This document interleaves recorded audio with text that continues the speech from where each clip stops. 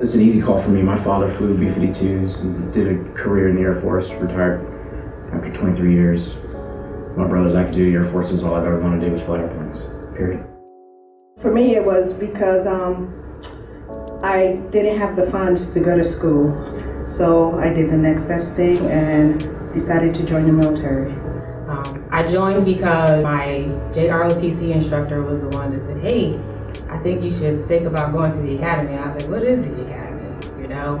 And then he told me it was free, and I was like, sounds like a good idea. So I did that, and it worked out well. The academy was a great experience.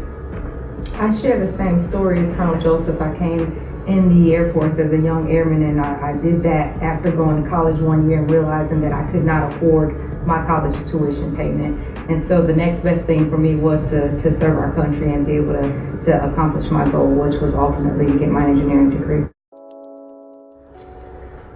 So I think internally, you know, you always walk in a room and, you know, it is kind of male dominant, and it's something that probably rolls to the back of your head. But at the end of the day, we are where we are because we brought skills to the table, we showed our capabilities, and it's those things that got us to the table, and it's those things that will continue to allow us to succeed.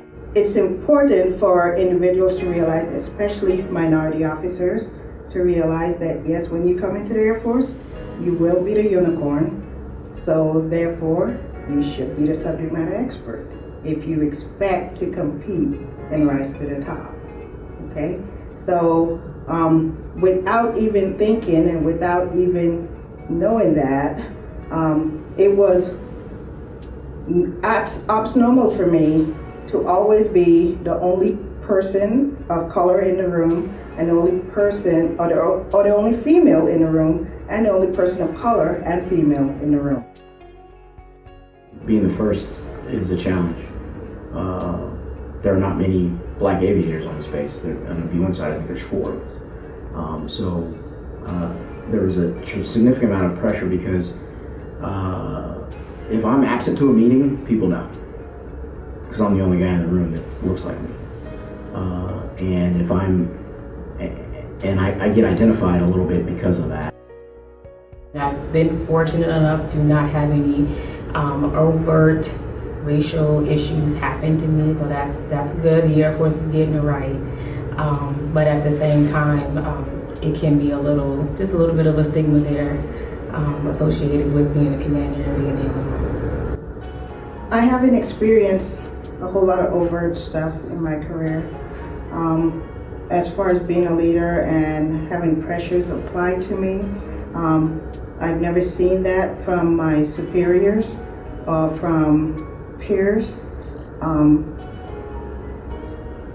As I have matured in the Air Force, and it's only until I made colonel, what was noticed was the expectation that I would have made it to that point. But I didn't realize that I was being tracked for that. I share the sentiment that the pressure is definitely internal. I grew up with a background that was very diverse, and so when I walk into the room as an Air Force officer and as an Air Force engineer, and I'm always the minority, no matter what the form or what the setting, I'm always the minority. So to me, it is very noticeable. To my peers, I have not overtly, like the boss said, experienced anything like that. But I do share the pressure that I want to get it right. So whatever it is that I'm working on, I got to get it right because I represent much more than just myself. I represent all those people ahead of me that didn't have the opportunity to sit where I sit as a commander, as an Air Force officer, and as a civil engineer.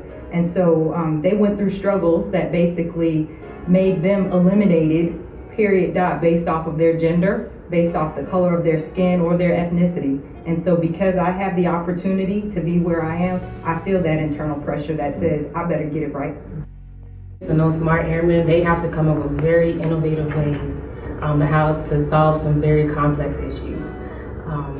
And we do it every day, so making sure they're taken care of at the beginning of the day, at the end of the day, that's probably one of the most rewarding pieces of doing this job. So you'll hear a common theme, and it is taking care of the airmen. And the reason why is because it's all about feel. and what you feel deep down inside. Most people join the Air Force or join the military for one reason. They don't stay for that same reason. And it's because of a feel of camaraderie that you gain as you go along. As a commander, you really get to take care of people. When I evaluate someone or write an OPR, it stays with them for life. And that's so much more rewarding than I ever thought it would be.